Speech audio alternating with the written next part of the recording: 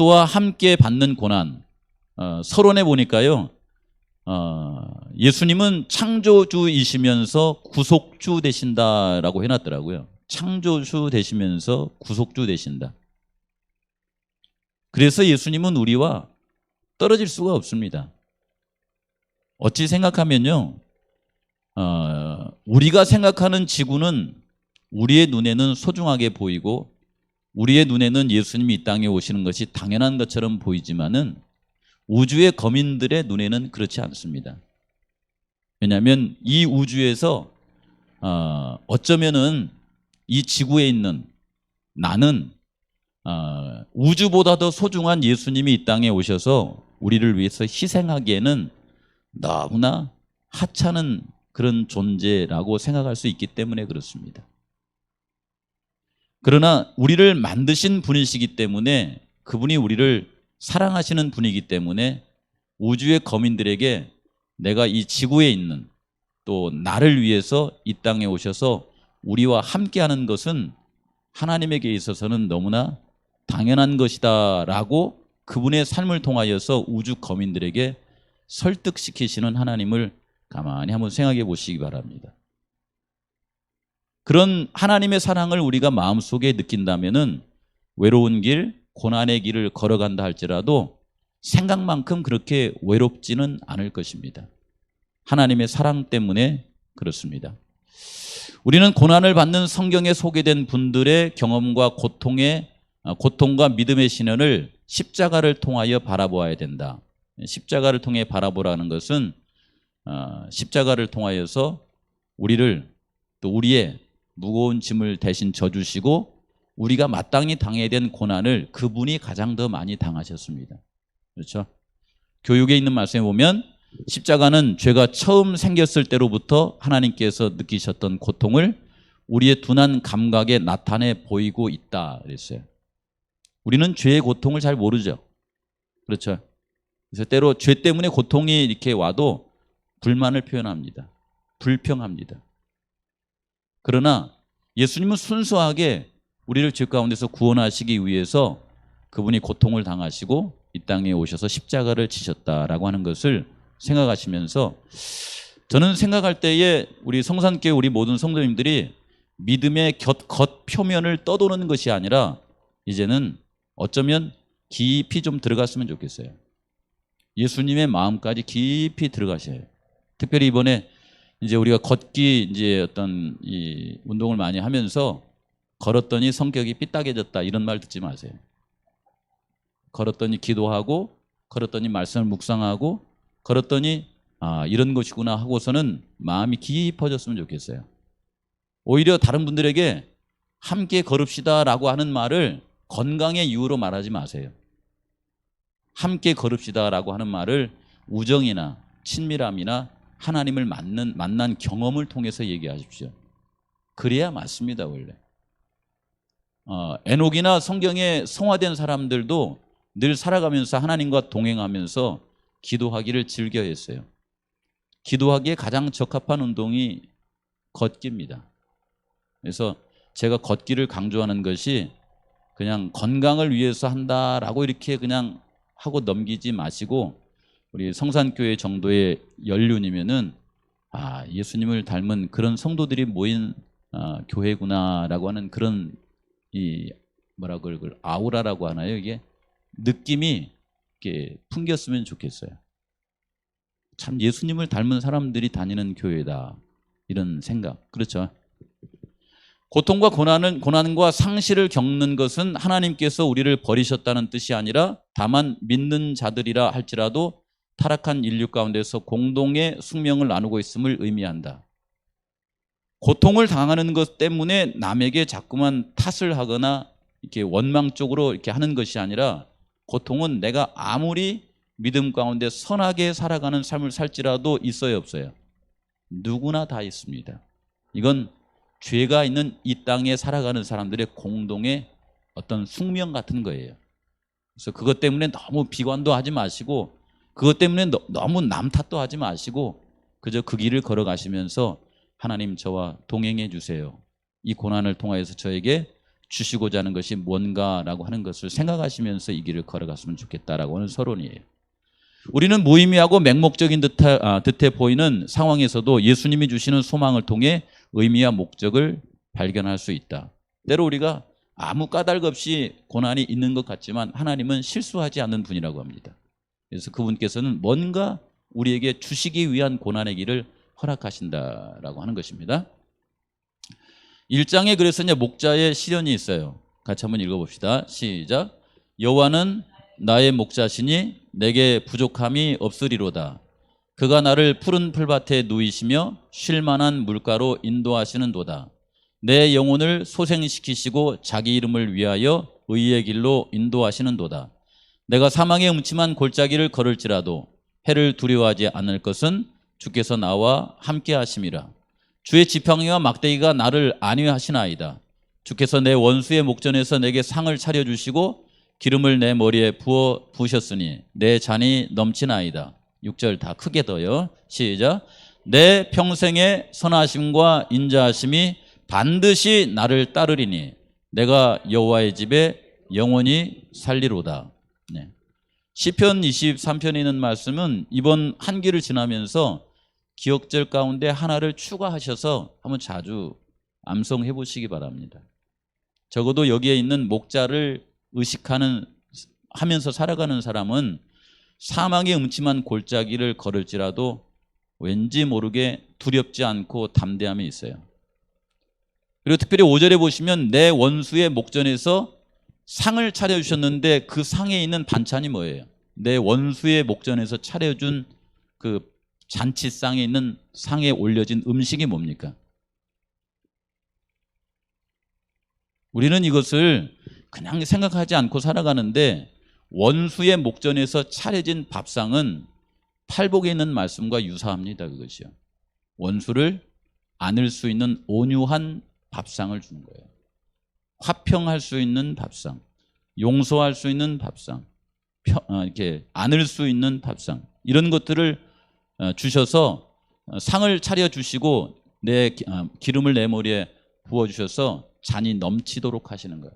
여유 있게, 그렇죠? 마음 평안하게 이렇게 살아갈 수 있도록 해주시는 거예요. 그래서 이제 믿음의 삶이 깊어지면 깊어질수록 아무리 바람이 세게 불어도 흔들리지 않을 수 있는 그런 삶을 살게 해주는 것이죠. 특별히 여기 마지막 부분의 교과에서는 많이 강조했더라고요. 마지막 부분에 이렇게 강조하면서 내 평생의 선하심과 인자심이 반드시 나를 따른다라고 하는 나를 따르는 일을 뭐라고 이렇게 했냐면 원문에는 계속해서 나를 쫓아온다는 겁니다. 계속에 나를 추적하듯이 따라가는 거예요. 마치 우리가 어떤 영화에서 보시면 딸이나 아들을 이제 원수가 이렇게 데리고 갔을 때에 그 아버지가 그 딸과 아들을 구하기 위해서 계속해서 원수를 추적해서 결국은 자녀를 이렇게 구해내듯이 그렇게 하나님께서 우리를 추적해 나가신다는 거예요. 우리를 떠나지 않는다는 겁니다. 그래서 우리 성도님들의 삶 가운데도 내가 때로 이렇게 원수의 그 올무에 이렇게 빠져 있을 때에 그때에 그것만 의식하지 말고 주의 선하심과 인자하심이 나를 따라와 가지고 그 상황을 역전시킬 수 있는 하나님께서 나를 끊임없이 따라오신다. 그래서 그분을 평생 의지하면서 살아갈 수 있는 그런 삶을 얘기하고 있습니다. 오늘은 제2과 닥쳐오는 시련입니다.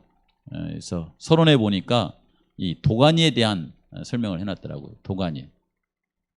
보통 이게 도가니는 뭐 하는 겁니까? 우리의 인생에 도가니가 있어요. 닥쳐오는 시련이 우리의 인생의 도가니라는 것입니다. 여기 뜻에 보니까 뭐라고 했냐면 열을 이용하여 물질을 녹이는 데 쓰는 그릇이 이 도가니래요. 그 다음에 우리의 삶 가운데 내가 생각했을 때에 너무 과한 시험들 있죠. 시련들. 이런 게 있어요, 없어요? 다 있으시죠? 그렇죠. 그 다음에 변화나 발전을 일으키는 원인을 제공하거나 영향을 미치도록 힘이 작용하는 장소나 상황. 그렇죠. 도가니를 하나의 이게 도구에서 그치는 것이 아니라 더 나아가서는 시험, 더 나아가서는 나를 이렇게 변화시키고 또 이렇게 새롭게 성장할 수 있도록 하는 그런 상황이나 그런 장소, 그런 만남, 뭐 이런 것들을 우리의 도가니라 이렇게 말할 수가 있다고 그래요. 어떤 이유로든요. 우리가 시련의 도가니에 던져질 때에 하나님께서는 우리의 삶에 행하시는 일을 하나님께서 우리의 삶에 행하신 일을 깨닫고 우리가 어떻게 반응해야 할지에 대해서 이제 오늘 교과를 통해서 생각해 보는 거예요. 한번 같이 생각해 보시도록 하겠습니다. 기억절 같이 읽겠습니다. 시작. 사랑하는 자들아, 너희를 연단하려고 오는 불시험을 이상한 일 당하는 것 같이 이상히 여기지 말고 오히려 너희가 그리스도의 고난에 참여하는 것으로 즐거워하라. 이는 그의 영광을 나타나실 때에 너희로 즐거워하고 기뻐하게 하려 함이라. 베드로전서 1장 12절 13절 말씀. 그래서 오늘 교과 공부는 이런 순서대로 돼 있더라고요. 이런 순서. 시험이 오는데 우리 삶 가운데 닥쳤다라고 하는 것은 내 삶 속에 들어와 버린 거잖아요. 이렇게 내 인생에 개입해 버린 겁니다. 그런 개입된 시련이 예상하지 못한 그런 시련이 있다는 거예요. 예상하지 못한. 어감을 봤을 때에 내가 지은 죄와 상관없는 시련이겠죠. 그렇죠. 내가 죄를 지었으면 성경을 늘 읽으신 분들은 어떤 생각을 해요? 내가 하나님의 말씀에 불순종을 했기에 죄 때문에 나의 인생에 뭐가 오겠구나? 시련이 오겠구나. 이건 예상하는 거예요? 예상하지 못하는 거예요? 예상하는 거잖아요. 도둑질을 했으면은 누가 노크를 하면은 경찰인가? 이런 느낌이 있지 않습니까? 그렇잖아요. 도둑질을 했으면은 도둑질을 하고 나서 그 도둑질한 물품을 장롱 속에 감추고 나서 하나님께 간절히 기도하는 거예요. 하나님, 제가 도둑질을 했는데 용서해 주세요. 그리고 경찰이 저희 집에 찾아오지 않게 해주세요. 제가 이 도둑질한 것 때문에 대가를 치르지 않게 해주세요. 그런 일은 있어요, 없어요? 그런 일 없어요. 예. 이 죄 문제를 해결해야 돼요. 그러겠죠? 예. 그런데 예상치 못한 그런 고난도 있다. 두 번째는 뭐냐면 우리가 살아가면서 예상치도 못했지만은 사탄이 우리를 시험하기 위해서 주는 시련도 있어요, 없어요? 사탄이 주는 시련들이 우리의 삶 가운데 있다라고 하는 것입니다. 제가 파란 글씨로 셋째 날, 넷째 날 해놓은 것은 뭐냐면 이것은 우리의 삶 가운데 흔한 시련이기 때문에 그래요. 죄로 인한 나의 허물과 그 다음에 나의 연약함과 나의 부족함으로 인하여서 오는 시련들이에요. 근데 하나님께서는 이런 시련들에 개입하셔서 세 번째 날 오시면 정결케 한다고 그러죠. 나를 정결하게 하여서 예수 그리스도를 닮은 사람으로 만들어 가시기 위한 시련이 있다는 겁니다. 마지막으로 성숙을 위한 시련. 우리가 이게 신앙하면서 살아갈 때에 제가 이제 이번 그 장막궁회에 참석하면서 마음속에 늘 이렇게 생각하면서 했던 것은 장막궁의 성향이나 진리의 성향도 시대마다 업그레이드되고 달라진다 이런 생각을 했어요. 예를 들자면은 재림교인들은 조사심판을 얘기한다. 그래서 그분들은 이단이다라고 하는 것이 이렇게 들으면은 우리는 자꾸 이렇게 반론을 하려고 그러죠. 그렇죠. 근데 사실 그런 말이 어느 일정 부분은 사실이에요, 아니에요? 사실입니다. 왜냐하면은 조사심판을 초창기에 우리가 다룰 때는 조사심판의 교리 때문에 늘 상대방의 실수, 상대방의 이게 죄에 대해서 지적하고 정죄하고 이렇게 이런 거 많이 했어요, 우리. 그런 거 많이 했었습니다. 그렇죠. 그런 모습들이 그리스도께서 우리의 죄를 십자가로 용서하시는 부분에 보면은 이 정신이 잘 맞지가 않아요. 그래서 일반 사람들이 뭐라고 했냐면 재림교인들은 율법주의자다. 재림교인들은 꽤나 정죄를 잘한다. 그들은 조사심판을 주장하는 것을 봤을 때에 이 사람들은 이단임에 분명하다 해서 재림교인들의 이제 신학자들이 연구하다 보니까 지금은 조사심판을 그렇게 얘기 안 해요. 그렇게 얘기하지 않고 오히려 이 조사심판의 긍정적이고 복음적인 면을 더 많이 드러냅니다. 그래서 사람들이 이렇게 살아가면서 그들이 죄를 지었거나 아니거나 간에 절뚝거리고 시련 가운데 있으면 어떻게 하려고 그래요? 예수님 오셨을 때에 유대인들처럼 정죄하고 판단하는 것이 아니라 기도하게 돼요. 재림교의 교리가 업그레이드 된 겁니다. 그 다음에 그에게 가서 도와주고자 해요. 함께 하고자 해요. 마음을 함께 나누고자 합니다. 이게 업그레이드 된 거예요. 이전에 있었던 초보적인 조사심판에 관한 것은 버려야 돼요. 좀 더 업그레이드된 조사심판에 관한 얘기를 하면서 함께 예수님 재림 전에 여기에 마지막 날에 있는 성숙한 모습으로 예수님 재림 맞이합시다 하면서 함께 기도하면서 함께 걸어가는 우리 재림 성도들이 되어서 복음이 드러난 그런 삶으로 살아가야 된다라고 하는 것입니다. 그래서 성숙을 위한 시련. 요건 질문인데 이 질문은 같이 한번 나눠보겠습니다. 죄의 결과를 마주하는 것은 매우 힘든 일이죠. 죄의 결과를 맞이하는 것. 그렇죠. 우리는 내가 다시금 하나님과 올바른 관계 속에 살 수 있을까라고 질문한다. 그런 힘든 순간을 포기하지 않고 잘 견디도록 하나님께서 주시는 격려의 말씀은 무엇인가? 이런 질문을 품고 있는 사람에게 무엇이라고 말해줄 수 있는가? 잠깐 얘기해 볼까요? 2, 3분 정도? 그렇죠. 죄의 결과를 마주하고 살아가는 사람. 어떻게 하면 좋을까요? 이건 현실 속에서 너무 적나라하게 나오는 그런 얘기들이 많습니다. 이런 얘기를 여기서 해서 모르겠지만은 남의 돈을 사기를 쳤어요. 그리고 그것 때문에 법적에 고소를 했습니다. 그리고 그리스도인이면서 수갑을 차고 감옥에 들어갔어요. 그 사람에게 뭐라고 하면 좋을까요? 남의 부인과 부정한 짓을 했어요. 간음을 한 겁니다. 그것이 폭로됐어요. 그 사람이 재림교회 다닌대요. 그래서 이혼을 했습니다. 자녀들은 뒤돌아섰어요. 외로운 상태에 살아가게 됩니다. 이런 사람도 하나님과 올바른 관계를 다시 가질 수 있을까요? 그럴까요? 이런 사람들 만나면 어떤 말로 포기하지 말고 하나님의 은혜 가운데 살아가도록 이렇게 권고할 수 있을까요? 현실적인 거죠. 그렇죠. 나는 아니니까 이렇게 하기는 좀 그렇죠. 그러나 우리 주변에 이런 사람들이 꽤 많습니다. 우리가 이번 그 고난에 관한 것을 이렇게 같이 연구하면서 그런 사람들을 외면하고 버리기보다는 예수님께서 중풍병자나 가늠하다 현장에 잡힌 여인이나 삭개오에게 가서 그들의 죄를 용서해 주고 그들을 구원하신 사실, 그것이 예수님을 통해서 이루어지듯이 우리의 삶 속에서도 하나님의 말씀을 붙들고 나에게도 이루어지고 나의 형제에게도 이루어질 수 있도록 하는 그런 말씀을 붙들고 살라는 거죠. 현실적인 거죠. 한번 생각해 보는 겁니다.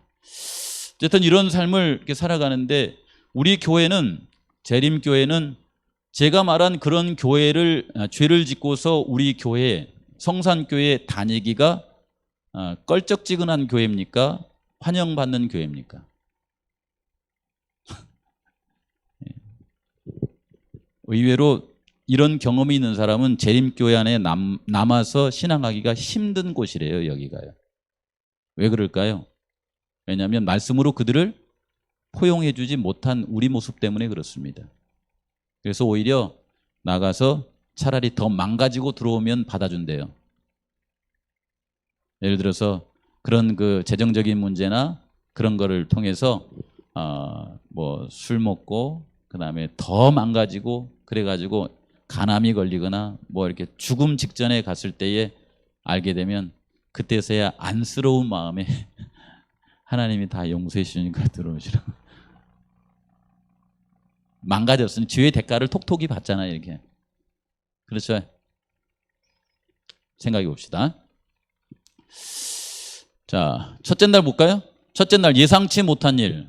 베드로전서 4장 12절에는 사랑하는 자들아 너희를 연단하려고 오는 불시험을 무슨 일 당하는 것 같이, 이상한 일 당하는 것 같이 이상히 여기지 말라 그랬죠.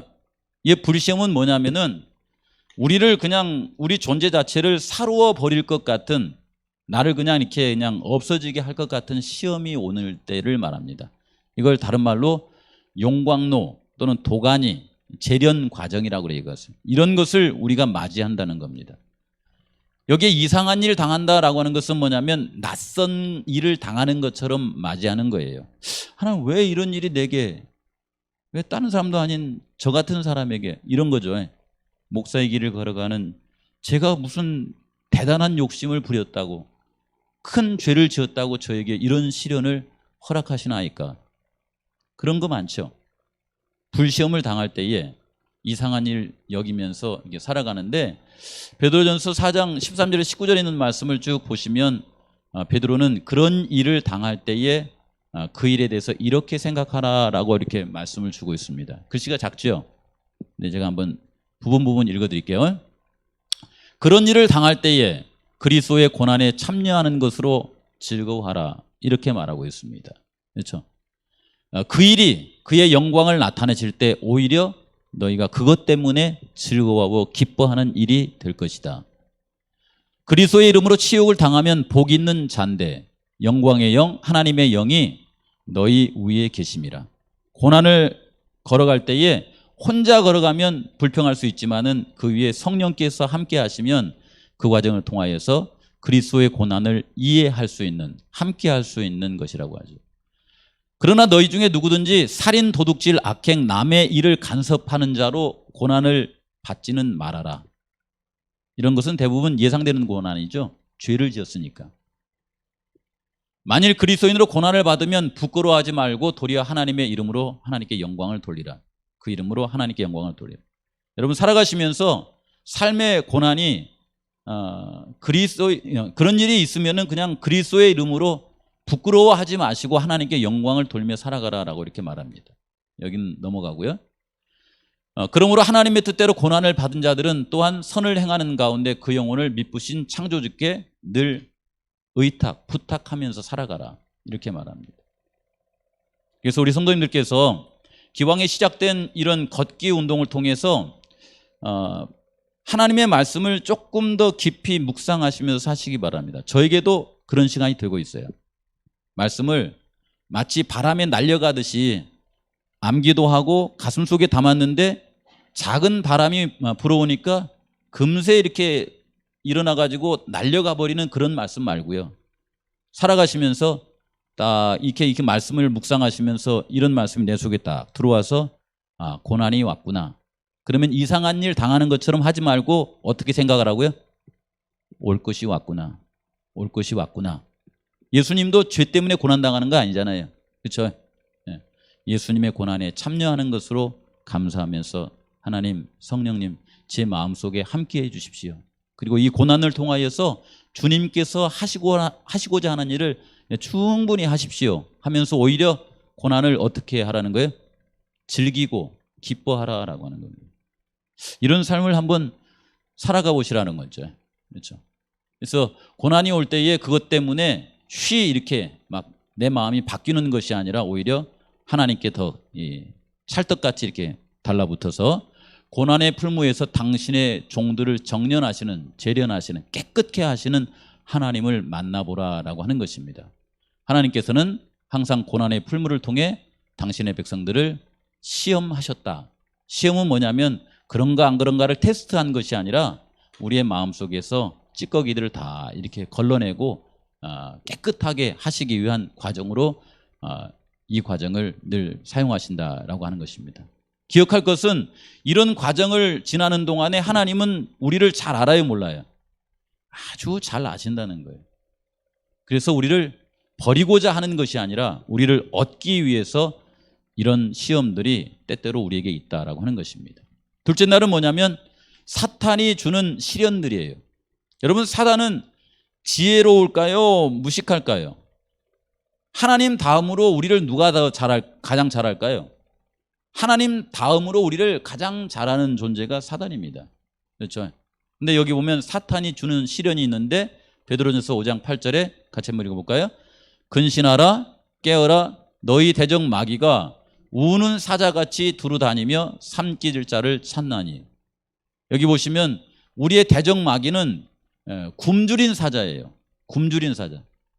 그래서 막 배가 고파가지고 부르짖으면서 우리를 통해서 그의 먹잇감을 찾기 위해서 애쓰는 사자입니다. 여러분, 사단이 주로 하는 것이 뭐예요? 먹는 겁니까? 여기는 게 배고픈 사자로 이렇게 표현했지만은 그는 누군가에게 부정적인 생각을 넣어주고 누군가에게 불평적인 생각을 넣어주고 쉽게 말하자면 자신의 생각을 누구에게 넣어줌으로 만족하는 그런 사자입니다. 그런 사자예요. 그렇죠. 그래서 이 신앙을 하면서도 이 신앙하는 사람들 가운데 누군가의 이렇게 생각 속에 그의 생각을 집어넣어서 이 교회가 분란이 일어나고 어려움에 처해진 그런 상황이 되면 사단은 배가 불러요, 안 불러요? 배불러요. 만족스러워요. 아, 내가 통하는구나.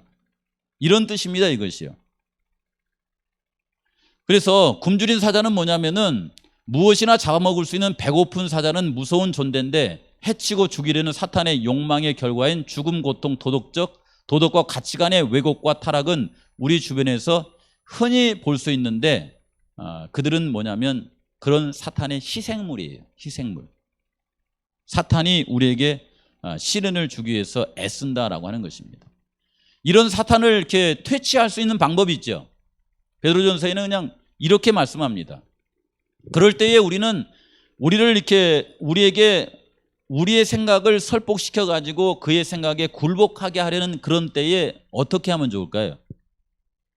그런 사단을 믿는 것이 아니라 누구를 믿어야 돼요? 여기 보니까 주 예수 그리스도를 믿어라. 너희는 믿음을 굳건하게 하고 그를 어떻게 하라고 그랬어요? 대적하라는 말이 뭐예요? 쉽게 말하면 그런 겁니다. 상대방이 나에게 잘못을 했어요. 예수님은 뭐라고 하냐면 아버지여 저들의 죄를 용서해 주시옵소서. 저들이 하는 것을 알지 못해서 그렇게 한 겁니다 라고 상대방을 이해하고 넘어가는 예수님이십니다. 예수님은 그 말씀을 우리에게 주세요. 그럴 때에 사단은 우리에게 굶주린 사자처럼 뭐라고 하냐면은 상대방이 너 무시한 거야, 깔보는 거야, 이렇게 자존심을 건드려요. 그렇죠. 내가 상대방한테 못하다라고 하는 이렇게 자아가 낮아지는 마음을 줘요. 그렇게 해서 상대방을 예수님의 말씀으로 대하는 것이 아니라 사단의 정신으로 대하게 만들어요. 그리고 그렇게 대하면 사단은 뒤돌아서서 어떻게 해요? 깔깔깔 대면서 웃어요. 내가 이겼다. 이렇게 말합니다. 그럴 때에 우리는 어떻게 하라고 하냐면 깔깔깔 대고 웃을 그 사단을 대적하라는 거예요. 하나님의 말씀으로 그렇게 하는 생각이 나를 지배하고자 할 때 더 큰 예수님의 말씀을 붙들고 아버지 내 속에서는 부글부글 끓지만 주의 말씀을 의지해서 용서하고자 합니다. 도와주세요. 그래서 하나님의 말씀이 우리의 삶 가운데 실현이 되도록 그렇게 하나님을 믿음으로 붙잡으라라고 하는 것입니다. 그렇죠? 여기 보시면은 이렇게 쭉 읽어 내려가면서 이런 은혜의 하나님께서 우리에게 어떻게 하시냐면은 그렇게 살아가다가 탈락될 삶으로 우리를 인도하시는 것이 아니라 그렇게 살아가다가 예수님 재림할 때에 예수님의 것으로 꼴지워져서 예수님의 나라에 함께 가도록 우리를 인도하시는데 이 빨간 글씨에 보면은 너희를 같이 읽어볼까요? 너희를 친히 온전하게 하시며 굳건하게 하시며 강하게 하시며 털을 견고하게 하시는 분이 누구예요? 여러분의 믿음의 주인 예수님이라는 거예요. 그렇죠? 이분을 의지해서 사단이 주는 시련을 이겨내는 삶을 살아가도록 해라. 십자가로 말미암아 그리스도의 승리는 우리의 것이 됐다. 이렇게 얘기하고 있습니다. 참 좋은 말씀이죠. 늘 여기 그 교과에 보니까 마지막에 예언의 신에 있는 말씀을 해놨더라고요. 우리의 대적 마귀는 지혜와 힘이 없는 것이 아니다. 제가 아까 말씀드렸잖아요. 그는 우리는 사자와 같이 두루 다니며 삼킬 자를 찾고 있다. 우리는 더불어 싸워야 할 강력하고 기만적인 원수를 가지고 있으며 우리의 유일한 안전은 이제 오사 이 기만의 괴수를 그 입은 영으로 사르시며 그의 임하심의 빛으로 멸망시키실 그분 안에 있다. 예수님 안에만 우는 사자를 퇴치할 수 있는 방법이 있다라고 말합니다. 이런 삶을 살아갔던 사람이 있습니까? 이런 삶을 살아갔던 사람 있습니다. 여기 보시면은 요셉이나 다니엘이 그렇게 했어요. 요셉이나 다니엘은 충분히 불평할 수 있었습니다. 충분히 원망할 수 있었습니다. 그리고 충분히 포기할 수도 있었어요. 만약에 요셉에게나 다니엘이 이게 당한 삶이 우리에게 있다고 하면은 우리는 하나님께 변명할 거예요. 이래서 그런 거예요, 하나님. 이렇게 할 겁니다. 그러나 요셉과 다니엘은 그런 상황 속에서도 하나님을 의지하여서 하나님을 믿음으로 말미암아 사단의 이렇게 거는 태클을 이겼다라고 하는 걸 기억하고 살라라고 하는 말씀입니다. 셋째 날입니다. 죄로 인한 시련, 이게 참 고민이죠. 죄로 인한 시련. 우리의 삶 가운데 상당히 많은 부분의 시련은 첫째 날, 둘째 날 것도 있지만은 대개는 뭐예요? 대개는 이 얘기가 성경에 주로 많이 써져 있습니다. 죄로 인한 시련. 어쩌면은 그 첫 번째하고 두 번째 당하는 시련은 믿음의 온도만 높으면 별 문제가 안 돼요. 근데 이 죄로 인한 시련은 뭐냐면 죄의 장본인인 사단이 나를 이렇게 뭐라자면 고양이 잡을 때 있잖아요. 고양이 이렇게 뒷덜미를 꽉 잡아버린 거예요. 토끼를 잡을 때도 이렇게 토끼 그 뒷덜미 있죠, 여기를 꽉 잡아버린 겁니다. 그럼 꼼짝 못하는 거 아닙니까? 죄가 우리 속에 들어와서 내가 죄에게 져버린 그런 상황에서 나오는 시련을 가리킵니다. 로마서 1장 18절에 보시면 하나님의 진노가 불의로 진리를 막는 사람들의 모든 경건하지 않음과 불의에 대하여 하늘로부터 나타나니 했는데, 이게 하나님의 진노에 대한 표현을 이제 이 저자가 이렇게 설명하고 있습니다. 우리의 삶 가운데 하나님의 진노가 자주 나타납니까? 하나님의 진노가? 이 진노는 뭐냐면 죄로 인한 결과를 말합니다. 죄로 인한 결과. 도둑질을 했으면은 도둑놈이라고 불리고, 그렇죠? 그게 형사건으로 이렇게 들어가면 감옥에 가서 죄값을 치르는 거잖아요. 그런 것들입니다. 이게 이제 도덕법칙이든 건강법칙이든 간에 사람이 건강법칙을 지속적으로 어기면은 뭐가 찾아오게 돼 있어요? 질병이 찾아오게 돼 있습니다. 하나님 왜 까닭 없이 저를 치십니까? 이렇게 하는 것이 아니라 건강법칙을 범한 결과로 찾아오는 질병이에요. 우리는 자주 병원이나 그다음에 한방이나 이런 부분은 건강법칙을 어겼기 때문에 온 것을 어떤 병원의 약이나 어떤 의사의 처방으로 고치려고 그러죠. 근데 성경은 그런 방식보다는 건강법칙을 어김으로 찾아온 그 사람에게 은혜를 베풀어서 다시 어디로 돌아가게 만들어요? 하나님의 말씀으로 돌아가게 만드는 것이 성경의 방법입니다.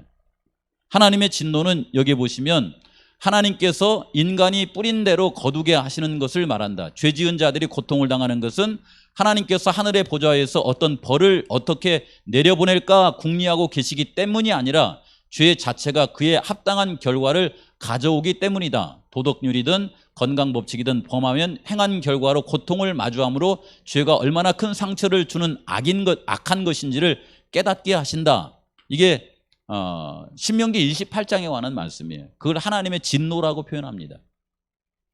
그렇죠. 하나님의 율법을 범한 결과, 건강법을 범한 결과로 당하는 이 땅의 시련, 이것이 뭐냐면 죄로 인한 시련을 말을 해요. 이것은 하나님이 주시는 겁니까? 많은 분들은 하나님이 주시는 것이라 생각하고 사단은 이건 하나님이 주시는 것이기 때문에 하나님은 굉장히 고약한 분이시다, 이렇게 오해하게 만들려고 하는데, 이런 것들은 원인이 있으면 뭐가 있다는 거예요? 결과가 있다는 겁니다. 그것 때문에 하나님 오해하지 말라는 거예요.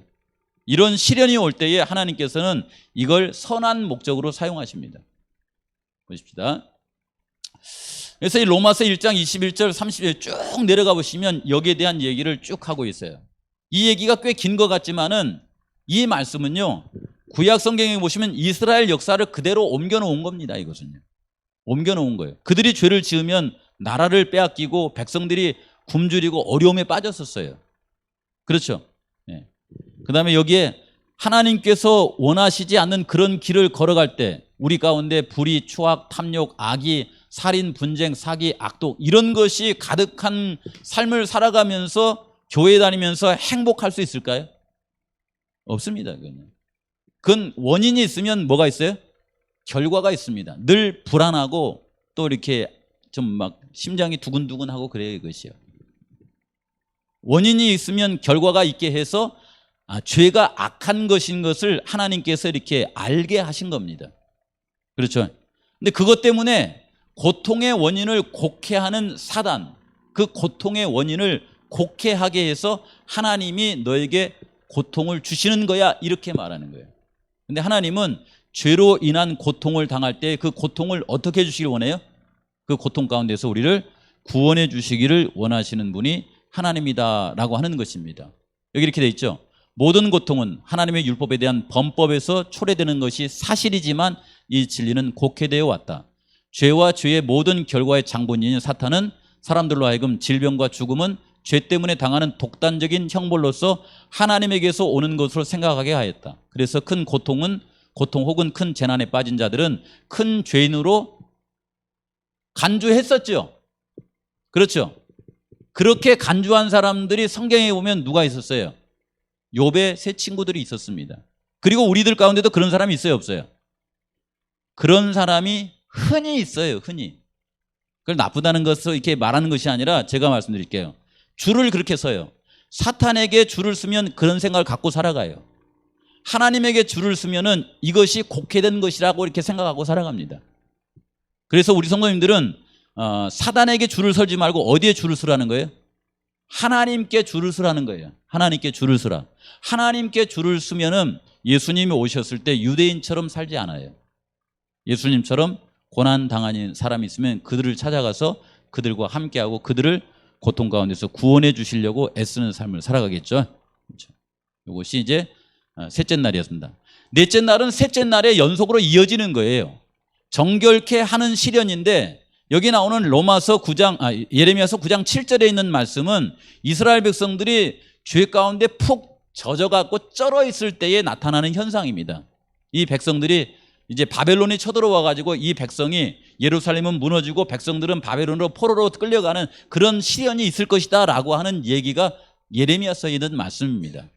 그런데 하나님께서는 예레미야를 통해서 주는 말씀이 그런 시련이라 할지라도 하나님께서는 이 시련을 어떻게 활용하신다고 하냐면 어떻게 처치하고 그들을 어떻게 한다고 그래요? 녹이고 연단하리라. 그곳에 들어가서 바벨론에서 그냥 죽어버려라 이렇게 하는 것이 아니라 이 바벨론이라고 하는 그 도가니에 들어가서 거기서 이렇게 녹이고 그다음에 이렇게 어떻게 합니까? 연단해서 그들로 하여금 정금같이 나오도록 하시는 것이 하나님의 계획이었어요. 그것이. 그 얘기를 지금 하고 있는 것입니다. 그렇죠. 그래서 흔히 살아가시다 보면 우리 가운데 죄를 별로 짓지 않는 가벼운 사람이 있는가 하면 생애를 살아가면서 이스라엘 백성들처럼 깊은 죄를 지었으나 생애의 마지막 살아가면서 굉장히 성숙하고 성화된 사람이 있어요. 연단되고 그 다음에 정화되는 그런 과정을 거친 사람입니다. 그러겠죠. 하나님께서 원하시는 것이 뭘까? 정결케 하는 시련. 만약 하나님의 성령께서 전해주신 주님의 말씀이 그대의 마음을 상하게 한다면 아마도 그분께서는 그대 안에서 뿌리 뽑기 원하는 그 무엇인가가 있기 때문일 거라고 그래요. 하나님의 말씀을 들으면 기분 나쁜 거 있나요? 원래 하나님의 말씀을 들으면 기분이 그냥 매번 좋아야 돼요? 때로 나쁠 때도 있어야 돼요? 나쁠 때도 있는 게 정상입니다. 그래서 목사님 맨 나만 갖고 뭐라고 그러나요? 그런 얘기 하죠. 꼭 점쟁이처럼 내 속에 들어와서 뭔가를 아는 것처럼 얘기한다고. 그래서 그런 목사님이 싫어요, 좋아요? 그런 오해도 많이 받습니다. 근데 그런 거 얘기하다 보면 목사님은 딴 데로 가셔야 돼요. 여기 있으면 안 돼요. 왜냐하면 그 목사님은 이미 성도들에게 있어서 소독할 수 있는 소독약의 기능을 잃어버린 거예요.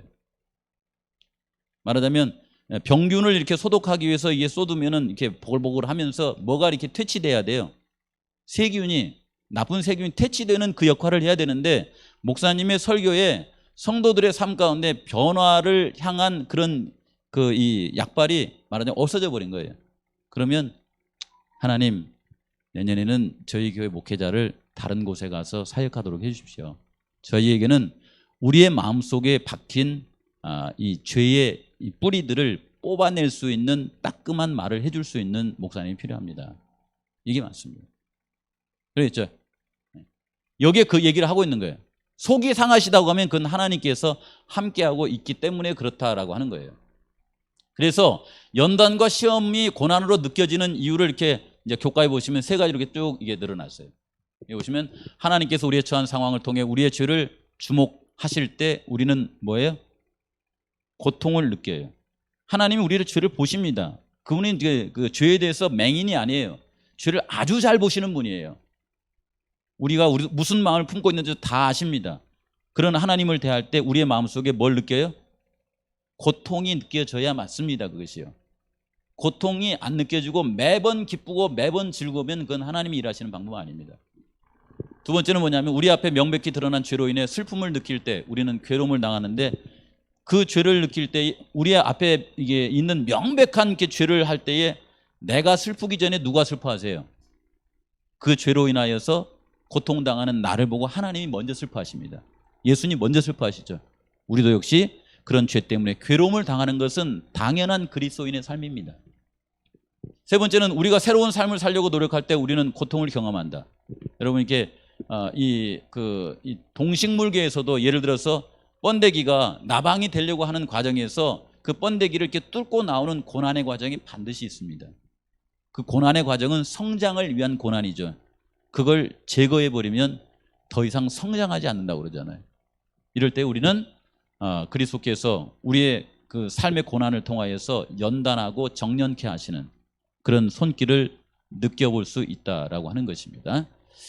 네, 마지막입니다. 이제 성숙케 하는 거예요. 이건 좀 넘어가겠습니다. 성숙케 하는 시련. 고린도서 12장 7절에 있는 말씀에 보면은 때로 우리가 새벽 기도를 계속 하시면서 새벽 기도에 하는 것마다 다 들어주십니까? 제가 새벽 기도 안 하고 싶다 그런 생각이 자꾸 들었어요. 너무 솔직해서 죄송합니다만은 지난 그 3월 좀 넘어서부터 새벽 기도 했습니까? 제가 저를 느끼기에 새벽 기도에도 변한 게 아무것도 없어요. 그냥 아침에 새벽 4시부터 일어날 거면 잠만 설치고 있더라고요. 제가요. 책을 한 권을 다 읽었는데 그 책을 한 권을 다 살피면서 제게 제일 힘들었던 것이 마지막 과예요. 성령의 침례를 통한 친교. 이게 친교가 잘 안 돼.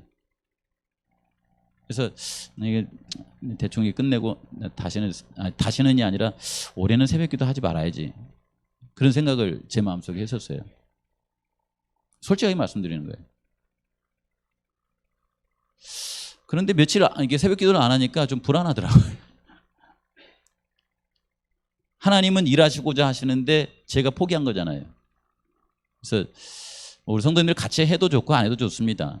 요즘은 그냥 인터넷이라고 하는 것이 유튜브라고 하는 것이 있기 때문에 누구나 같이 할 수 있어요. 우리 성도님들이 힘드시고 그러면 넘기셔도 상관없습니다. 그거예요. 뭐 그렇게 막 괜찮아요. 근데 뭐 그 새벽에 제가 올려놓으면은 설교가 좋아서가 아니라 그냥 규칙적으로 새벽 기도에 하고 싶어서 들어오는 분들이 있어요. 우리 교인도 있고 우리 교인 아닌 사람도 몇 분 계십니다. 그래서 그분들을 위해서 그냥 뭐 이렇게 설교 내용이 좋아서 그런 것이 아니라 매번 끼니마다 밥을 먹듯이 그냥 새벽 기도는 해야 되겠다 해가지고 오늘 아침부터 다시 이제 시작을 했거든요. 좋은 설교는 기대하지 마십시오. 안 나갈 겁니다. 그러나 매일 기도하는 그런 삶을 살고 싶으신 분은 다른 분 설교가 좋으시면 다른 분 거 들으셔도 돼요. 그리고 또 우리 교회에서 하니까 기왕에 우리 교회 듣자 하면 여기 들어오셔서 새벽에 한 3, 40분 아니면 1, 20분 기도하면서 하루를 시작해 보시기 바랍니다. 고난이 있죠. 사도 바울은 그의 인생에 당하는 고난이 하나님을 열심히 믿고 그 다음에 열심히 선교하면 없어질 줄 알았죠. 그리고 선교의 도움을 얻기 위해서 이것이 없어졌으면 더 좋을 뻔했죠. 그래서 기도했습니다. 하나님, 저의 육체의 가시를 제하여 주십시오. 사탄을 통해서 준 이 육체의 가시를 제하여 주십시오. 그랬더니 하나님께서 기도하는 것에 대한 대답으로 뭘 줬어요? 뭘 줬어요? 뭐라 그래요 이게?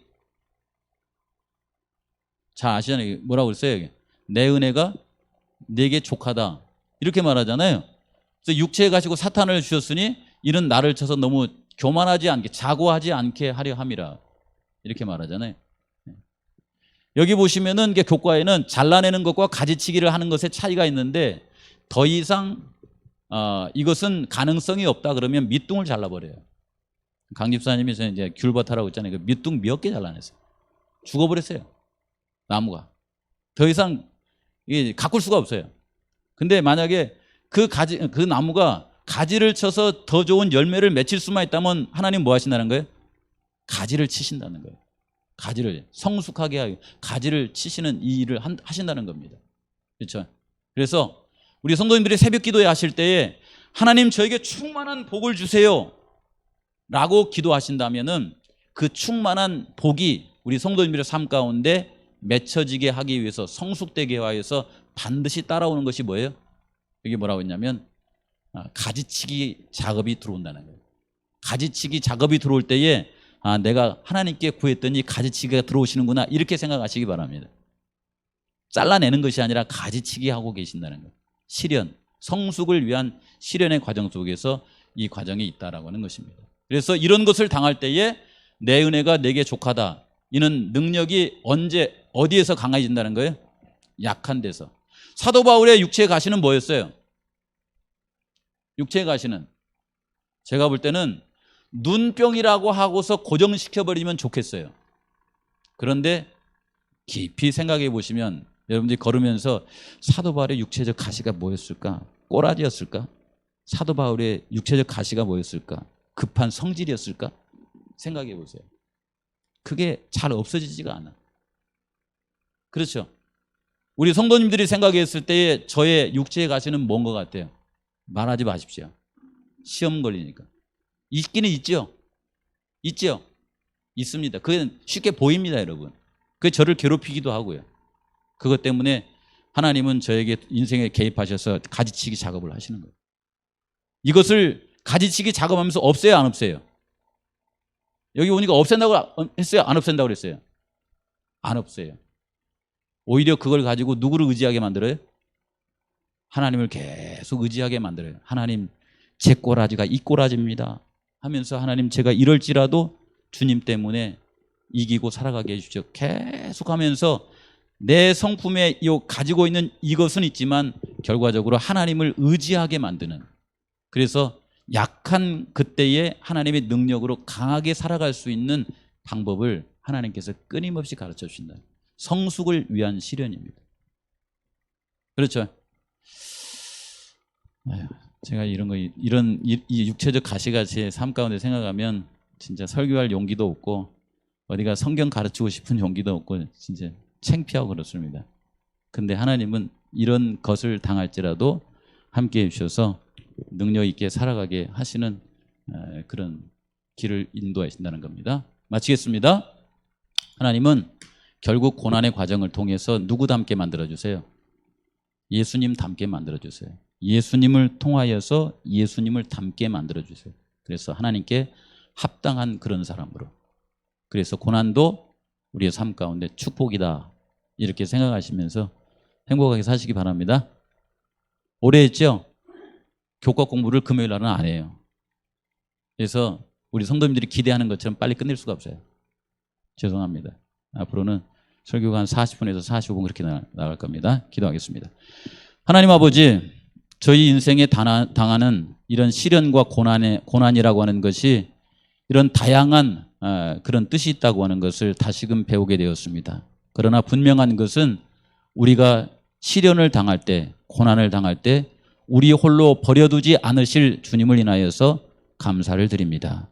아버지, 이 과정을 통하여서 정금처럼 주의 앞에 나아갈 수 있도록 주님께서 우리와 동행하여 주시옵소서. 그리고 이런 시련, 고난, 그 어려움, 부끄러운 것을 여기지 말고 오히려 하나님의 은혜를 붙잡을 수 있는 도구라 생각하면서 끊임없이 예수님을 바라보며 살아가는 우리 모든 성도님들 될 수 있도록, 또 저 자신이 될 수 있도록 함께하옵시기를 예수 그리스도 이름으로 기도합니다. 아멘.